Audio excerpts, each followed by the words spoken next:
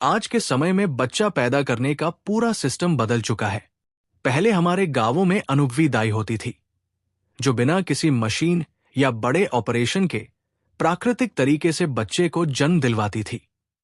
हाँ, कई बार दाई के पास सही ज्ञान की कमी होती थी, इसलिए कुछ मुश्किलें भी आती थी। लेकिन अब अस्पतालों में ज्यादातर मामलों में पेट फाड़कर यानी सी सेक्शन से बच्चा पैदा किया जाता है। डॉक्टरों के पास सुविधा है, मशीनें हैं, लेकिन ये तरीका मां और बच्चे दोनों के लिए कई दिक्कतें लेकर आता है।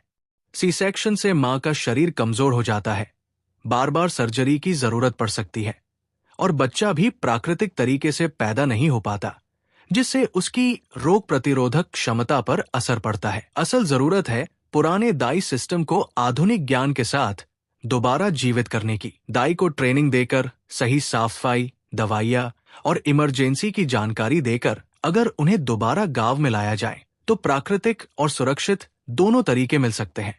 इससे मां और बच्चे दोनों की सेहत बेहतर रहेगी और महंगे ऑपरेशन की जरूरत भी कम पड़ेगी। पेट पड़वाने से बचे, क्योंकि आजकल यही रिवाज है, समझ लो कि रिवाज चल रहा है, ताकि वे अस्पताल में जाएं और पेट पड़वा कर आ जाएं। क्योंकि वो इस तरह से डरा देते हैं ना इंसान को, इस तरह से कि उनके पास कोई ऑप्शन नहीं बचता है। ऑप्शन क्यों बचेगा? क्योंकि वो इस तरह से माइंड अपना ना जो वॉश कर देते हैं कि वो कहते हैं कि हमने तो तुम्हें सौंप दिया, जैसे मर्जी करो। हाँ, वो हमने, क्योंकि हम उनको सौंप देते हैं कि ठीक है जी, जो हम जैसा तुम करोगे हम वैसे ही तुम्हारे साथ चलेंगे। वो फिर अपनी मर्जी से पेट फाड़ते हैं, बच्चे को निकालते हैं और वही फिर बच्चे को दे दनादन बच्चा किसी काम का। ठीक है, क्योंकि आजकल की जो मॉडर्न साइंस है वो यही कुछ करवा रही है। दाई सिस्टम तो खत्म हो गया है और हम ये चाहते हैं कि दाई सिस्टम दोबारा से आए। आना चाहिए, आना चाहिए ना, तभी हमारी आने वाली पीढ़ी बचेगी। नहीं तो क्या होगा? कुछ नहीं होगा ना।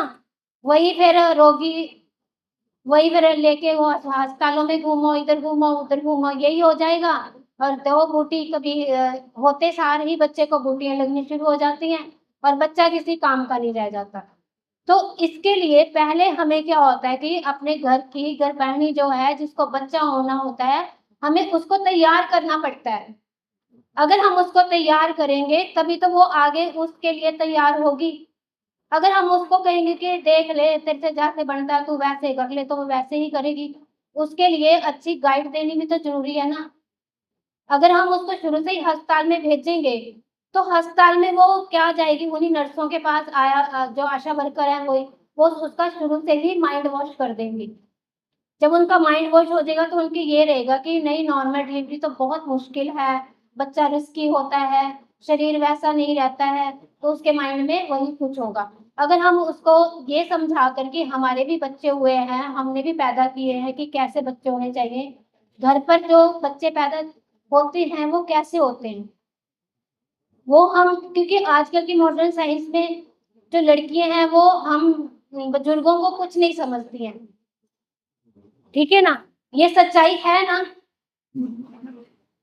100% तो सही है ये बात कि आजकल की बहू है, चाहे चलो मैं भी लगा लो, लेकिन आजकल की जो बहू है वो जो बुजुर्ग हैं वहां के, उनको नहीं समझ पाती हैं।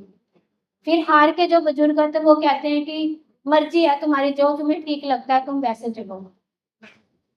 ये होता है, लेकिन आज इसी पीढ़ी को समझाने के लिए कि मैं आज यहाँ पर आई हूँ और मैं आप लोगों के साथ हूँ हमेशा। अगर जैसे आज पिलारे जी ने कहा कि आज यहाँ पर 50 लेडीज आई हैं, 50 बहनें इकट्ठी हुई हैं, अगर ऐसे ही हर मीटिंग में, हर ट्रेनिंग में अपनी बहनें इकट्ठी होएंगी तो आप देखिए, अगर जितने भी भाई हैं यहाँ पे,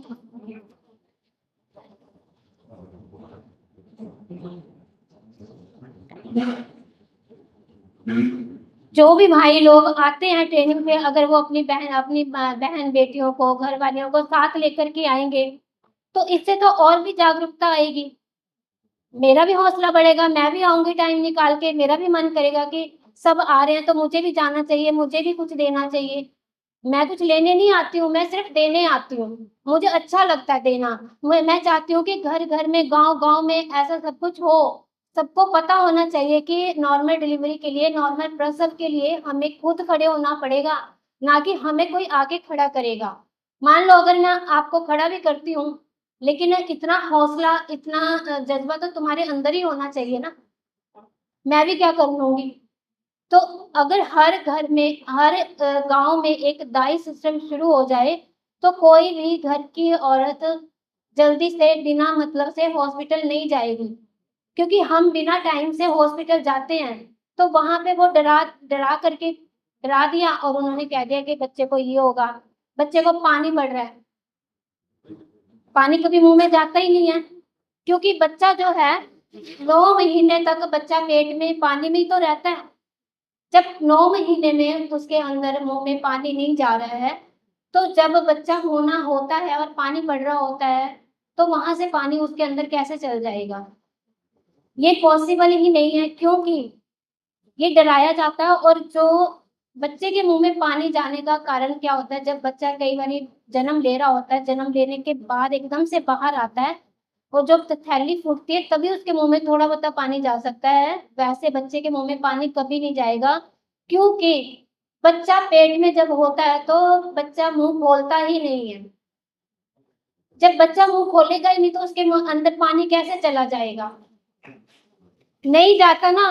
तो वो डराते हैं कि बच्चे के मुँह में पानी चला जाएगा, जब बच्चा मुँह ही नहीं खोलेगा तो पानी कहाँ से चला जाएगा? जब आप लोगों को इसके बारे में नॉलेज ही नहीं होगी, कोई बताने वाला ही नहीं होगा, तो आपको पता कहाँ से चलेगा?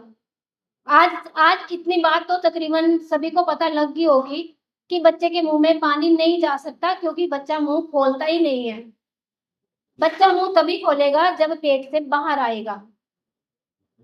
दूसरा सिस्टम इन्होंने ये शुरू कर दिया है कि जब गर्भानी को, बच्चा होने वाली गर्भवती महिला को दूसरा तीसरा महीना लगता है, तभी से कह देते हैं कि टेटनस का टीका लगेगा।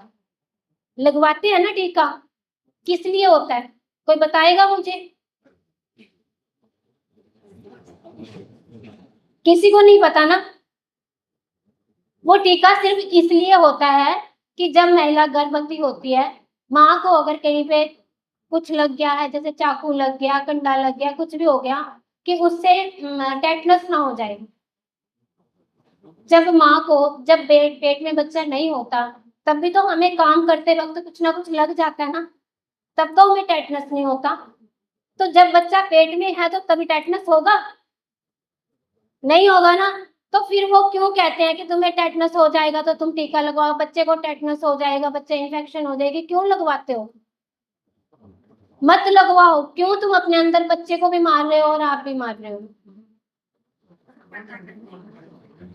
कभी भी टीका मत लगाओ, अगर चाहे तुम्हें जितना मर्जी कहे, झूठ बोल दो उनसे कि हमारे लग रहे हैं, मगर मत लगवाओ। 2 टीके लगते हैं, एक 2 ढाई महीने में और एक 3.5 महीने में। पहले बच्चे में 3 टीके लगते हैं, दूसरे बच्चे में 2 टीके लगते हैं। इसका कोई फायदा नहीं है, मत लगवाओ। और जब बच्चा पूरे टाइम में 9 महीने में आ जाता है, तो उसको 9वें महीने में बोल देते कि यार तुम रेस्ट करो।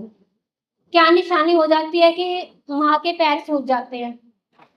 माँ के अगर पैर सूज जाते हैं तो वो डरा देते हैं कि माँ के पैर सूज रहे हैं, बच्चे भी रेस्ट पे लगा दो। जब माँ पूरे जो टाइम काम करने का होगा, उस टाइम में माँ अगर काम नहीं करेगी, बेड पे लेट जाएगी, तो बच्चा नीचे कहाँ से आएगा? बच्चा बच्चा भी रेस्ट करेगा आराम से अंदर। जब माँ रेस्ट कर रही है तो बच्चा भी रेस्ट करेगा, वो भी आराम से कहेगा माँ सो रही है तो मैं भी सो रहा हूँ। उसको जब माँ नहीं कुछ करेगी तो बच्चा कहेगा मैं भी फिर आराम से ही निकलूंगा, जब मुझे डॉक्टर ऐसे पकड़ के निकालेगी। वही बात है ना। तो जब माँ ही काम नहीं करेगी तो बच्चा भी आराम से वो वैसा बच्चा सुस्त भी होएगा, और जो डॉक्टर भी कह देंगे जी बच्चा नीचे नहीं आया जी, बच्चा ऊपर ही है, हड्डी में नहीं आया तो पेट काटो और निकालो। हाँ, तो इसीलिए कहा जाता है कि जब 9वां महीना लग जाए, वैसे तो काम शुरू से ही करना चाहिए। जब भी बच्चा पेट में आता है, जब भी गर्भवती होती है, तभी से काम शुरू कर देना चाहिए। चाहे जितना मर्जी डॉक्टर रेस्ट करें, कहें कि रेस्ट करो, नहीं। पहले की औरतें कौन सा उनके पास टाइम नहीं होता था कि अब वो लेट जाएं या कुछ कर लें। वो सिर्फ सारा दिन काम करती थी और चलते फिरते उनके बच्चे होते थे। अब क्यों नहीं होते चलते फिरते? क्योंकि हमने अपना शरीर वैसा बना लिया है। डॉक्टर ने कहा रेस्ट करो, ठीक है जी, बहाना मिल गया, हम रेस्ट कर रहे हैं जी। 4 महीने, 6 महीने, 8 महीने, 9 महीने गए और डॉक्टर ने कह दिया जी बच्चा ऊपर है, हड्डी से नीचे नहीं आ रहा, ऑपरेशन होगा।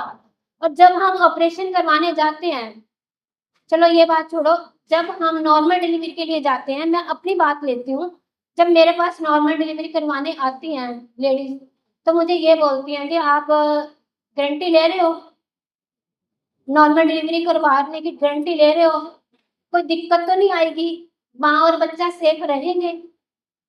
मैंने कहा अगर बाय चांस ऑपरेशन बड़ा करवाने जाओगे आप, तो वहां पे वो गारंटी लेंगे? वो सबसे पहले आपसे एक फाइल बनवाएंगे, फाइल पे वो सिग्नेचर करवाएंगे। उस पे कभी आपने पढ़ा कि क्या लिखा होता है? उसमें यही लिखा होता है कि जो ऑपरेशन के दौरान अगर माँ और बच्चे को कुछ होता है तो इसके जिम्मेवार तुम हो, हम नहीं हैं। चाहे मरे, चाहे जिए, चाहे कुछ भी हो, हम कुछ नहीं करेंगे, ये तुम जिम्मेवार हो।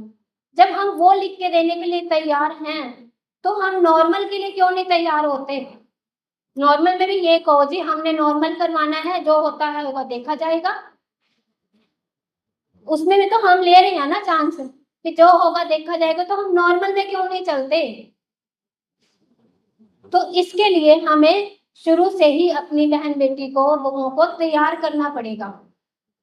तो इसके लिए सभी को आगे आना पड़ेगा। मैं आप लोगों के लिए टाइम निकाल के आया करूंगी, लेकिन आप लोगों को भी तो आगे आना पड़ेगा ना। जैसे आज आए हो, आज 50 आए हो, अगली में 100 हो गए, उससे आया 150 हो जाओगे। जब अच्छा लगेगा भी, हाँ भी हम जो मैंने कहा है आप लोगों को समझ में आया है, ये आप खुद बताना। अगर आप इस मीटिंग में बताओगे, मेरे को तो नहीं बताओगे, भलारा जी को बताओगे या और साथियों को बताओगे कि हमें अच्छा लगा, हमें यहाँ पे कुछ सीखे हैं, तभी तो मेरा भी हौसला बढ़ेगा ना, मैं भी आगे आऊंगी कि हाँ मुझे जाना चाहिए। मुझे कोई कमीशन नहीं लेना, मुझे कुछ नहीं, मुझे यही खुशी होगी कि हाँ मेरे मेरे समझाने से, मेरे इतना सा टाइम देने से आप लोगों को कुछ मिल रहा है। घर घर में नॉर्मल डिलीवरी के लिए बहन बेटियां तैयार हो रही हैं। सबसे बड़ी बात है कि जब भी गर्भवती होती है स्त्री, तो उसको पहले महीने से ही संस्कार देने शुरू करो। अगर आप उस टाइम में सारे संस्कार दोगे, तो आपके जो बच्चा होगा वो भी संस्कारी होगा। मैं आपको मिसाल देती हूँ, मैं अपने बेटे को अपने साथ में लेकर आई हूँ। इस वक्त मेरा बेटा है, ये 29 साल का है और संस्कारी है, झूठ ये नहीं बोलता, चुगली ये नहीं करता, ठीक है, कोई ऐसी वैसी ड्रिंक वगैरह कोई ये नहीं है, और जैसा मैं कह दूं वैसे ही मानता है। 8वें महीने में होया हुआ है मेरा बेटा, 8वें महीना अभी लगा ही था, तभी हो गया था और घर पर मेरी नॉर्मल डिलीवरी हुई है। इसके टाइम में मैंने कोई अल्ट्रासाउंड नहीं करवाया, कोई टीका नहीं लगवाया, कोई कुछ भी नहीं। 8वें महीने में मैंने खुद इसको घर में डिलीवरी की, कोई दवाई नहीं, कोई कुछ नहीं। छोटा बेटा है वो भी मेरा ऐसी है, इसीलिए आना तो मैंने वैसे बस में था, लेकिन इसने बोला कि मम्मा मैं आपको साथ लेके चलूंगा, तो चलो आज आया है, तो मैंने आपको सबको बता भी दिया कि ये साथ में आया है, 8वीं पीढ़ी में हुआ है, और किसी उसमें नहीं रखा, सिर्फ इसको मेरे साथ ही रहा है। जब भी 1.5 किलो का था ये सारा, और आज ये 29 साल का हो रहा है, इसको कोई प्रॉब्लम नहीं है, ठीक है, ऑर्गेनिक खाता है, सब कुछ अपने तरीके से खाता है, कोई बाहर का नहीं, कोई कुछ नहीं। तो मेरा मेन मकसद ये है कि जब भी आपके घर में कोई भी गर्भवती होती है, उसको पहले महीने से ही शुरू करो कि तूने ये खाना है, ये पीना है, बाहर का कुछ नहीं खाना है। उसको शुरू से ही संस्कार देना शुरू करो। संस्कार में क्या आता है कि पहले महीने में उसको बोलो कि सुबह उठना जल्दी जरूरी है, बहुत जरूरी है। जो जो लेडीज सुबह जल्दी उठेगी, वैसे ही उसका दिनचर्या शुरू होगा। अगर हम 10-12 बजे तक, 8 बजे तक सोए रहेंगे, तो वैसे ही बेबी होगा। तो उसके लिए हमें सबसे पहले उसको यही कहना पड़ेगा, सुबह जल्दी नहा धो, पूजा पाठ कर, उसके बाद फिर अपना और काम शुरू करो।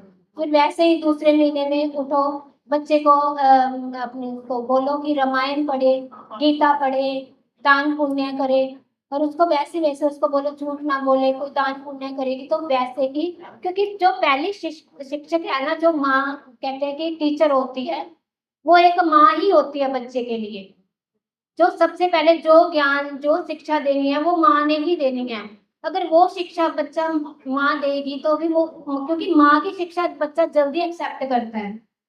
वो पेट में अगर बच्चे से माँ बात करेगी, चौथे पांचवें महीने में जब बच्चा, पांचवें महीने में बच्चा सब कुछ सुनता है, क्या अच्छा हो रहा है, और माँ को जो भी माँ बोल रही होती है वो भी सुनता है, जो माँ खा रही है वो भी सुनता है, जो माँ पी रही है वो भी सुन, जो पी रही है, कहते हैं ना कि बच्चा खट्टा मांग रहा है, ये मांग रहा है, वो बच्चा नहीं वैसे मांगता होता, वो एक हार्मोन्स होते हैं जो कि हमारे चेंज हुए होते हैं।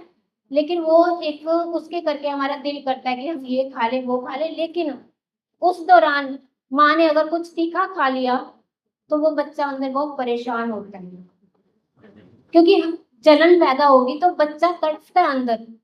माँ को चाहिए कि उस दौरान कभी भी तीखी चीज ना खाए।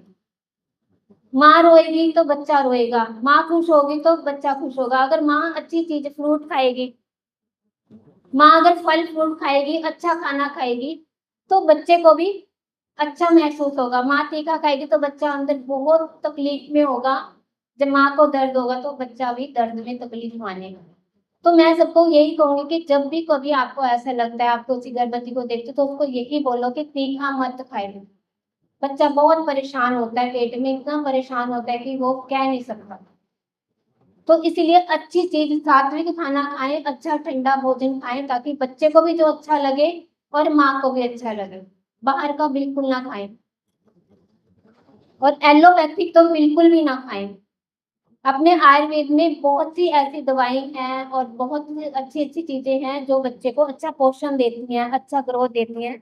अगर वो भी नहीं अफोर्ड कर सकते हो, तो अच्छे जो सीजन फ्रूट आते हैं वो खा सकते हो। आप वो ले सकते हो फ्रूट, सीजन वाले जो अच्छे फ्रूट आ रहे हैं, जो आजकल आ रहे हैं वो खाएं। फ्रूट कभी भी किसी को नुकसान नहीं करेंगे, वो आपको फायदा ही करेंगे। बाजार की चीजें वही बच्चे को नुकसान करेंगी। और पहले महीने से ही बोले कि घर का सारा काम करो, काम करने से कभी भी कोई प्रॉब्लम नहीं होगी।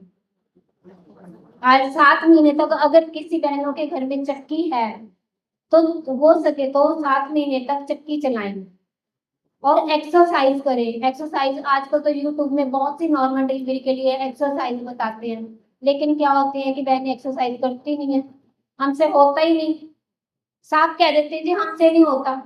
मेरे पास आती हैं ऐसे जो कहेंगे जी हमसे नहीं होता, हमसे जो कहीं नहीं जाता, बाइक पर से पोछा लगवा लो, वो हम लगा देंगे, लेकिन बैठ के पोछा नहीं लगता।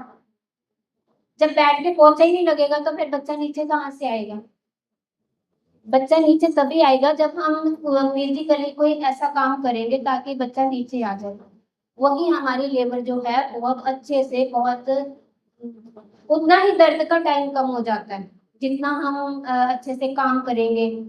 पौड़ी चढ़ो उतरो, काम करो, पोछा लगाओ, थापी। लोगों के घर में थापी नहीं है, कितनों के घरों में थापियां हैं?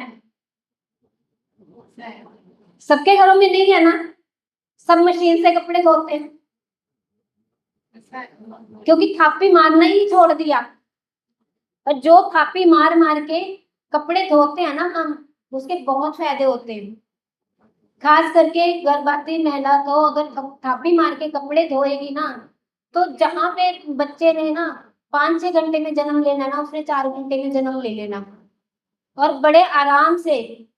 लेकिन ये आजकल की लेडीज में दिमाग में पड़ता ही नहीं है, बोलेंगे जी हमसे तो पैरों पर पकड़ो ही नहीं बैठा जाता, हम काम कैसे करेंगे, थापी मारना तो बहुत दूर की बात है। इसीलिए उनको शुरू से ही बोलो कि काम से कभी नहीं डरना, और हॉस्पिटलों में से बचो, जाने से बचो। मेरे पास आ जाओ, मेरे पास दूर दूर से जिन्होंने आना है ना, उनके लिए कोई दूर नेड़े कोई मायना नहीं रखता। जिन्होंने नॉर्मल डिलीवरी करवानी है उन्होंने कहीं ना कहीं से ढूंढ ही लेना, चाहे उन्होंने जहां मर्जी जैसे मर्जी उन्होंने ढूंढ ही लेना, वहां पे पहुंच ही जाना है। क्योंकि उनको पता है अगर एक बार पेट फट गया तो दूसरी बारी पेट दोबारा से ही पेट भी फाड़ेंगे, मेरे जैसी नहीं मिलेगी आपको। पानी मेरे जैसी कोई नहीं मिलेगी आपको कि आपको दूसरी बार भी आपको चांस मिले कि मैं आपकी नॉर्मल डिलीवरी कर दूंगी। मैं ये नहीं कहती हूँ कि मैं ही अकेली कर देती हूँ नॉर्मल डिलीवरी, बहुत सी हैं ऐसे, अगर आप ढूंढोगे ना तो आपको बहुत मिल जाएंगी, लेकिन पहले तुम्हें खुद की टीम तैयार करनी पड़ेगी कि हम खुद तैयार हों कि हॉस्पिटल में जाने के लिए हम ऐसे टाइम में जाएं कि हमें कोई ये मौका ही ना मिले उनको कि हमारा सिजेरियन वो कर सके। उसके लिए हमें खुद तैयार होना पड़ेगा। तैयार ऐसे होना पड़ेगा कि अगर आपको जैसे जैसे मैं समझाती हूँ अगर वैसे वैसे अगर समझना शुरू कर दोगे तो आपको डॉक्टर को भी आपको जवाब आप दे सकोगे। अगर डॉक्टर आपको बुद्धू बनाएंगे तो आपको पता होना चाहिए कि हमें कहाँ पे बुद्धू बना रहे हैं, ये कहाँ पे हमारे साथ ये गेम खेल रहे हैं कि ऑपरेशन होगा जी, नॉर्मल हो ही नहीं सकता। अगर हमें कुछ पता होगा हम तभी तो लड़ेंगे उनके साथ, तभी उनको बोलेंगे जी हम रिस्क ले रहे हैं, तुम करो जो करना है। इसके लिए हमें ही आगे आना पड़ेगा ना। तो जब हमें पता ही नहीं होगा तो हम रिस्क कैसे लेंगे, हम तो डर जाएंगे। इसीलिए सभी बहनें आगे आओ, सीखो कुछ, ताकि वहां पे जाओ, अस्पतालों में भी जाओ तो उनसे तुम्हारे लड़ने की हिम्मत होनी चाहिए कि हमें पता है हमारे इनका नॉर्मल हो जाएगा। तुम ऐसे हमें कैसे बेवकूफ बना सकते हो कि नॉर्मल नहीं होगा। इसके लिए नॉलेज चाहिए ना, मैं दूंगी तुम्हें नॉलेज, लेकिन सब आगे तो आओ। इसके लिए आज आज से हुए और भी आगे आओ ताकि मुझे हौसला मिल जाए और मैं सबको सबको सिखाऊंगी। अगर आपको बोलते हैं कि बच्चेदानी का मुंह नहीं खुल रहा है, क्यों नहीं खुल रहा, बच्चा पेट में आया तो वो निकलेगा तो सही। भगवान ने हमेशा के लिए तो नहीं उसको बेटा बोला कि भी तू यहीं पर जा और यहीं पे जन बड़ा हो, निकलने के लिए तो बोला है ना, तो वो निकलेगा। हॉस्पिटल जाओगे आप अगर बिना दर्दों के टाइम से पहले चल जाओ तो वो जो थोड़े बहुत दर्द हो रहे होंगे उसको भी बंद कर दिया जाएगा। कर देते हैं ना बंद, जो थोड़े होते हो रहे होते हैं उसको भी कह देते हैं जी हो रहे थे दर्द बंद हो गए। जब बहुत ज्यादा दर्द, आपने ये भी सुना होगा कि थोड़े थोड़े दर्द हो रहे थे और बहुत तेज भी हुए, ठीक है, वो क्या हो जाता है कई, क्योंकि हमें इसका ही नहीं पहचान कि कौन से सही दर्द हैं और कौन से गलत दर्द है किसी को पहचान कि कौन से सही दर्द हो रहे हैं, बच्चा होने वाले दर्द हैं, और कौन से बिना बच्चा होने वाले दर्द हैं, पता है किसी को? आपको तो होगा, लेकिन और जो है उनको नहीं पता ना। कनसुहे जानते हो? कनसुहे, झूठे दर्द, उसमें चल जाती हैं आजकल लेडीज। उस दर्दों में अगर जाएंगे तो वो दर्द बढ़ेंगे ही नहीं। उस दर्दों में क्या कहा जाएगा जी बच्चेदानी का मुंह नहीं खुल रहा है, दर्द नहीं बढ़ रहे हैं, यही कह के डरा के बड़ा ऑपरेशन कर देते हैं।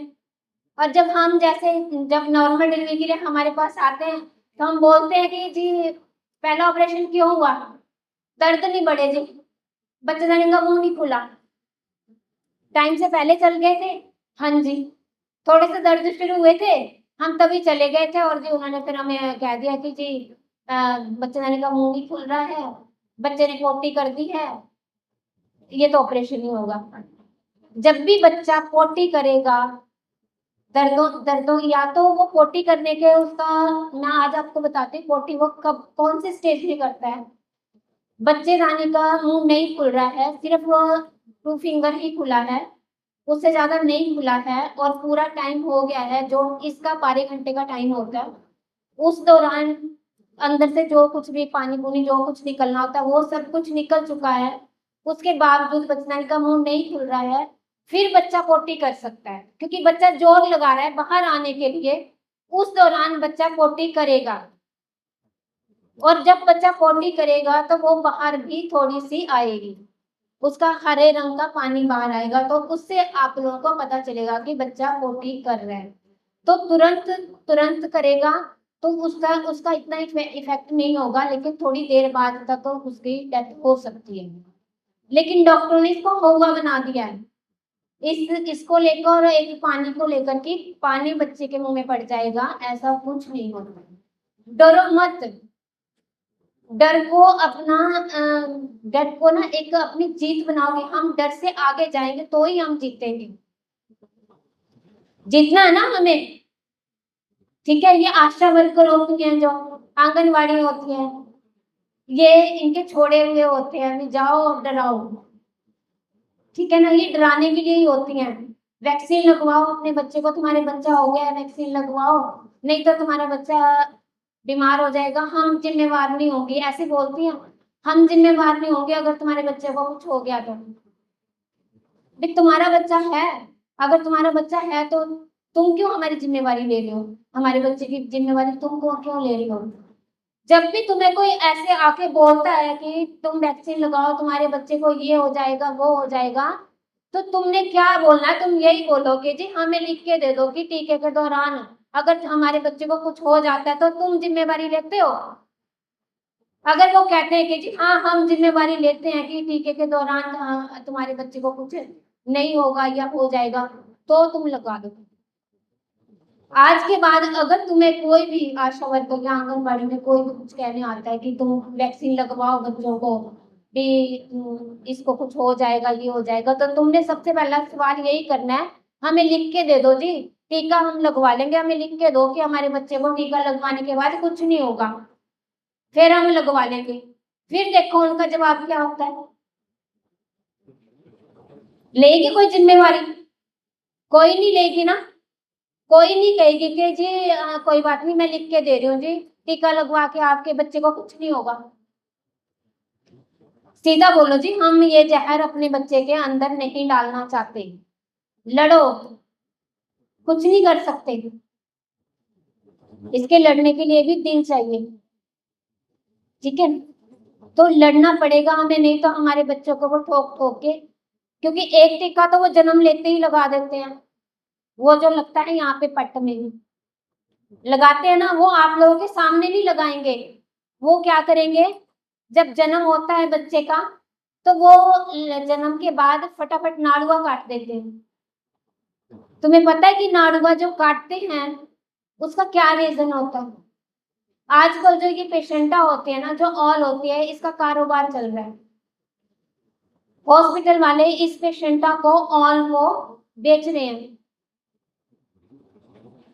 ये एक कारोबार चल गया है। और जो हम लोग हैं, जो हम लोग डिलीवरी करते हैं, तो उस पेशेंटा को मैं अपनी बात कर रही हूँ, मुझे औरों का नहीं पता है। मैं वो पेशेंटा को जब डिलीवरी करती हूँ तो उस पेशेंटा को जब निकालती हूँ तो तुरंत एकदम से नहीं निकालती हूँ, कम से कम 20 से 25 मिनट तक वो पेट में ही रहती है, ताकि जो भी नाड़ू जो होता है, जो कोड होता है, वो खून बच्चे को, क्योंकि वो उसका बच्चे का वो हक है, वो खून में उसको मीन्स के वो आधा हिस्सा 1/3 हिस्सा जो होता है उस वो बच्चे का खून होता है, वो बच्चे को मिलना जरूरी है।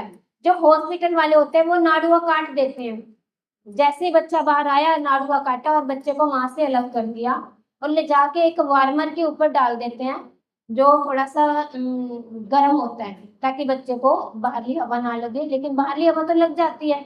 वहां पे ले जा करके वो बच्चे के पट पे विटामिन के लगा देते हैं। विटामिन के का मतलब वो ये समझाते हैं कि इससे लगाने से बच्चे के जो खून है उसके क्लॉट्स नहीं बनेंगे। पहले जब होता था, पहले तो कोई टीका नहीं लगता था, तब कोई क्लॉट नहीं बनता था। ऐसा कुछ नहीं होता है, कोई पट में लगाने से ना लगाने से कोई ये नहीं होगा कि अगर बच्चे के टीका नहीं लगेगा विटामिन के का तो बच्चे के क्लॉट्स बन जाएंगे, ऐसा कुछ नहीं होता, ये सिर्फ डराया गया है। और जब भी ये डिलीवरी का टाइम हो तो पेशेंटा अंदर से कोशिश यही हो, देखो कोई, मैं तो यही कहूंगी कि ऐसे एक्सपर्ट बंदे के पास जाओ जिसके पास तुम खुद खड़े होकर के अपने घर वालों की डिलीवरी करवाओ। एक बंदा खुद पेशेंट के पास अपने घर वालों के साथ होना चाहिए, ताकि जो डिलीवरी करवा रही है उसको एक घर का माहौल मिले, उसको ये लगे कि मेरे मेंबर्स, मेरे घर वाले मेरे पास हैं, तो मुझे घर का माहौल अगर उसको मिलेगा तो उसको हौसला मिलेगा कि हाँ मेरे घर वाले पास हैं, डॉक्टर्स क्या करते हैं, अगर वहां पे डिलीवरी होती है तो थप्पड़ मारते हैं, पिटाई करते हैं, तो शोर क्यों डाल रही है, तो ऐसे क्यों कॉल कर रही है, तो आधे से ज्यादा तो वो डर जाती है, घर का उसका कोई होता नहीं है। तो उसको हमने हौसला देना, उसको उसको हमने शोर पाने के लिए कहना है कि शोर पा, तो जितना पा सकती है पा। अगर वो शोर पाएगी तो उससे, ये मैंने प्रैक्टिकली देखा है, अगर बच्चेदानी नहीं खुल रही है ना तो वो खुलने लग जाएगी। ये मेरा प्रैक्टिकली है। ये ओके बेटा, बात ओके बेटा, बाद में देखती हूँ।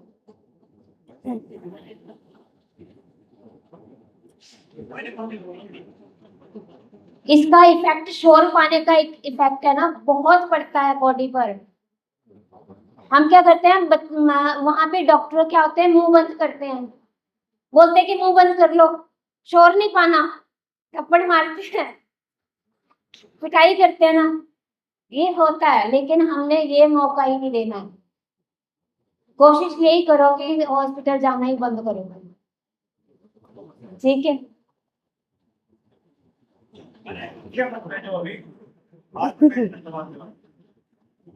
कौन कौन चाहेगा कि घरों में डिलीवरी हो?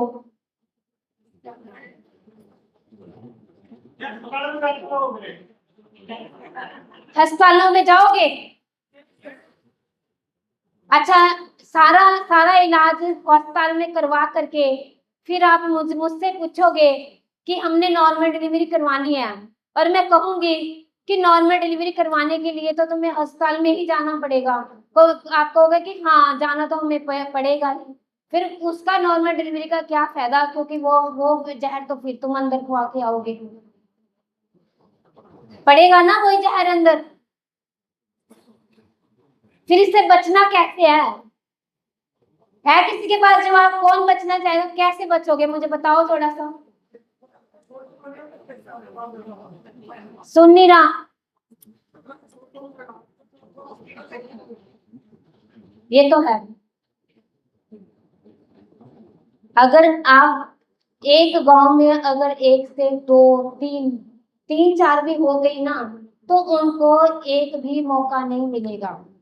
जाओ, टाइम से जाओ, जैसे ही बेबी हुआ है कह दो जी हमने तो जाना है, हमने कोई वैक्सीन नहीं लेनी, आपने बेबी का जन्म करवाया और घर पर आ जाओ। क्योंकि 2 घंटे बाद तो खुद मैं डिस्चार्ज दे देती हूँ, 2 घंटे के बाद खुद स्वस्थ लेडी, देखो माँ स्वस्थ है तो बच्चा स्वस्थ है, ठीक है ना। माँ स्वस्थ कब होगी? जब उसका आहार विहार अच्छा होगा, खाना पीना अच्छा होगा, तभी तो माँ स्वस्थ होगी ना। अगर वो बर्गर कुरकुरे पिज्जा बर्गर ये सब खाएगी तो माँ स्वस्थ कैसे होगी और बच्चा स्वस्थ कैसे होगा? उसका खून कैसे बनेगा? आजकल खून बनने की बहुत कमी आ रही है, खून नहीं बन रहा। 7वें 8वें महीने में ना खून बन ही नहीं रहा है। क्यों नहीं बन रहा है? इसीलिए नहीं बन रहा है। तो उसके लिए अगर माँ अच्छा भोजन खाएगी, अच्छी सोच लेगी, अच्छा अच्छा खाना पीना रखेगी, तो अपने आप ही सब कुछ अच्छा होता चला जाएगा। नाड़ुए का मैं आपको बता रही थी, पेशेंटा का। जो पेशेंटा होती है, जो डॉक्टर एकदम से काट देते हैं, कई बार जो जो पेशेंटा होती है, जैसे नाड़ुआ आता है जो अपने पेट के साथ अटैच, आप कई बार देखते हो ना, बच्चे ने जन्म लिया और एकदम तुरंत से मर गया, सुना है ना ये, बच्चा जन्म लेते ही मर जाता है।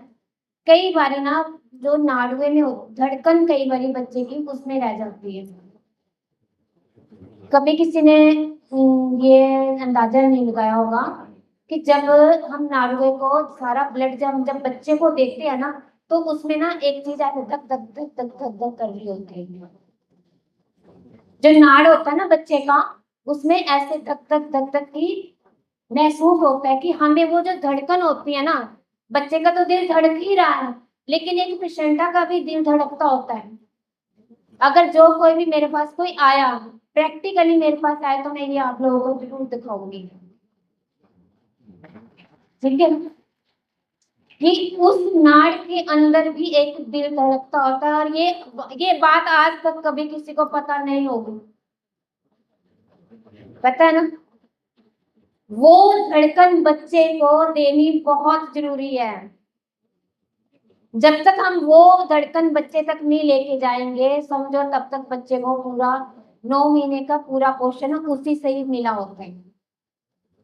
उसमें जो क्षमता होती है, बच्चे को इम्यूनिटी मिलती है अपने इससे,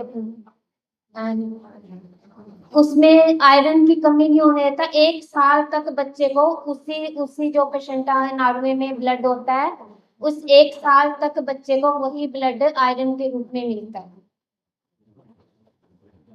बच्चे को इन्फेक्शन से बचाता है, वही व्हाइट ब्लड सेल्स उसमें होते हैं, वो बच्चे को मिलते हैं। बहुत कुछ सिर्फ, तो जब भी आप लोग कहीं पर भी करवाने जाते तो उनको ये बोलो कि जब आपने प्लेसेंटा निकालनी है तो कम से कम 20 से 25 मिनट के तक, या कम से कम 20 मिनट तक बच्चे का नाड़ुआ ना काटे।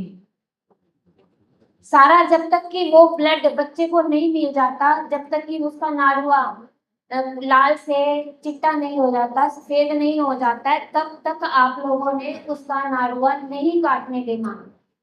जब नाड़ुआ सफेद हो जाता है, सारा ब्लड बच्चे को मिल जाता है, तभी आपने वो बोलना है कि अब आप नाड़ुआ काटो। और ये पहल आप लोगों को ही करनी पड़ेगी। डॉक्टर तो बच्चा को निकाला और काटा और पकड़ा दिया, और माँ की गर्मी बच्चे को भी नहीं मिल पाती। और आपको मालूम है ये डॉक्टर क्यों काटते हैं? पैदा होते ही क्यों काटते हैं? पैदा होते ही काटने के पीछे 2 बड़े कारण हैं इसके। पहला कारण ये है कि दुनिया की सबसे पौष्टिक चीज होती है भुना, सबसे पौष्टिक चीज, उससे दवाइयां बनती हैं। मतलब लंबी उम्र करने की, स्किन ब्यूटीफाई करने की और अमर होने की, इस टाइप की तांत्रिक क्रियाओं में भी इस्तेमाल करते हैं उसको वो लोग, जिनका ये गेम प्लान चला हुआ है, जिसको हम लेके जाते हैं। उससे भी बड़ी बात, एलोपैथी फार्मा का पूरा प्रपंच इसी बात के ऊपर निर्भर करेगा, अगर आपका बच्चा कमजोर रहेगा तो, कुपोषित रहेगा तो। क्योंकि आपके स्कूलों में आयरन की टेबलेट और इंजेक्शन लगाने का प्रोपेगेंडा केवल तब चलेगा जब ज्यादा से ज्यादा बच्चे कुपोषित होंगे, उनमें आयरन की कमी हो, बाकी डेफिशिएंसीज हो, और आपके बच्चे बीमार रहते हो रेगुलर।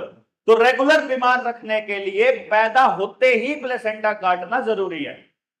अगर बच्चे को स्वस्थ रखना है तो जब तक, जैसे डॉक्टर पूनम बता रहे हैं, जब तक वो खुद सफेद ना पड़ जाए तब तक उसको काटने नहीं देना है। इस बात की समझ लोगों को नहीं है। हमें मालूम ही नहीं है कि हमको डॉक्टर को कहना क्या है। जी प्लीज। अब सबने यही एक गांठ बांध लेनी है, बांध ली कि नहीं? अपने बच्चों को जो भी लगती है, देखिए आजकल वैक्सीन लग रही है ना, जो बच्चों को 14-15 साल तक लगती है ना, उससे क्या हो रहा है? कोई बताएगा क्या हो रहा है? क्या हो? एक बीमारी हो रही है ऑटिज्म। ऑटिज्म बीमारी इसी से ही हो रही है, और वो बीमारी हमें पता नहीं चलती है। वो बीमारी हमें कब पता चलती है? जब हमारा बच्चा 3-4 साल का हो जाता है, तब पता लगती है। वो भी पेरेंट्स को नहीं पता चलती, क्योंकि बच्चों को ये हो जाता है, पेरेंट्स ये कहते हैं हमारा बच्चा बड़ा जिद्दी है, हमारा बच्चा एक तरफ कोने में बैठा रहता है, एक चीज ही करता रहता है, हमारा बच्चा ये नहीं खाता, एक ही फल खाता है, हमारा बच्चा किसी को पसंद नहीं करता कि हमारे घर में कोई आए, हमारा बच्चा किसी से बात नहीं करता है, यही कहते हैं ना हम। लेकिन वो होता क्या है? वो एक बीमारी होती है, ऑटिज्म। ये इसी से ही होती है, क्योंकि जब बच्चे पैदा होते हैं, एक तो इंजेक्शन उसके पट पे लगाया जाता है, उसके बाद फिर उसको थोड़े दिन के बाद 3 टीके इकट्ठे ठोके जाते हैं। जब बच्चे को 3 टीके इकट्ठे ही ठोके जाएंगे तो वो कहाँ पे असर करेंगे? दिमाग पे तो करेंगे ना। हमें एक दिन बुखार चढ़ता तो हम कैसे हो जाते हैं ना। और बच्चा बेचारा जब उसके 3 टीके इकट्ठे टूटते हैं तो उसका क्या इमेज करो, आपके उस बच्चे का क्या हाल होता होगा, वो तो नहीं बता सकता ना। एक रोता ही तो रहता है ना, और बुखार से तप रहा होता है। वो उस नन्ही सी जान का दुख कोई नहीं समझ पाता, इवन कि एक माँ भी नहीं समझ पाती कि मैंने लगवाया या किसी ने लगवाया, 3 टीके इसको लगवा दिए तो इसका क्या हाल हो रहा है, उसका सीधा असर दिमाग पे पड़ता।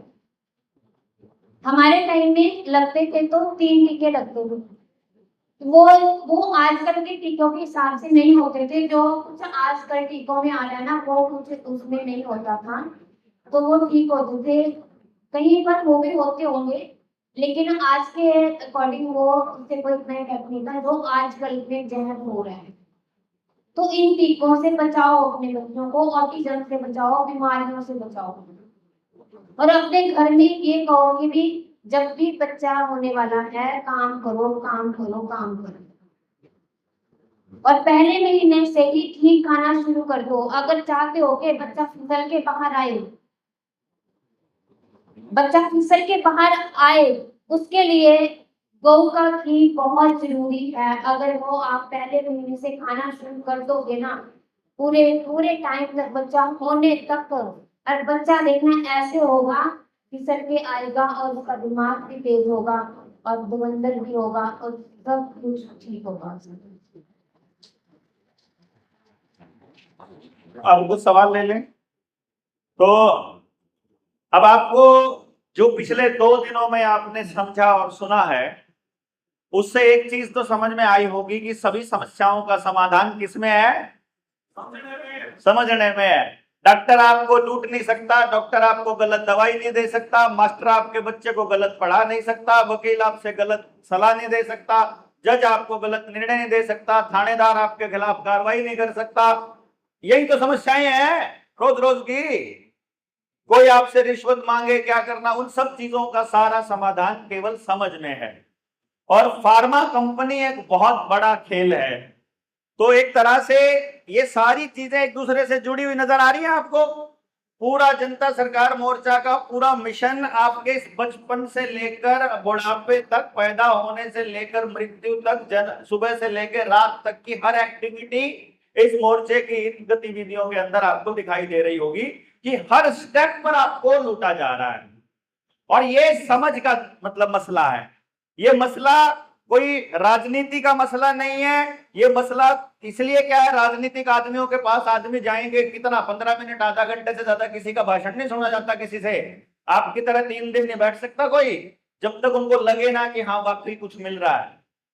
ठीक है ना। तो जबरदस्ती अगर हम लोग खुद बैठना चाहते हैं, खुद एक दूसरे से बात करना चाहते हैं, तो मतलब कुछ जीवन से जुड़ी चीजें हमको मिल रही हैं।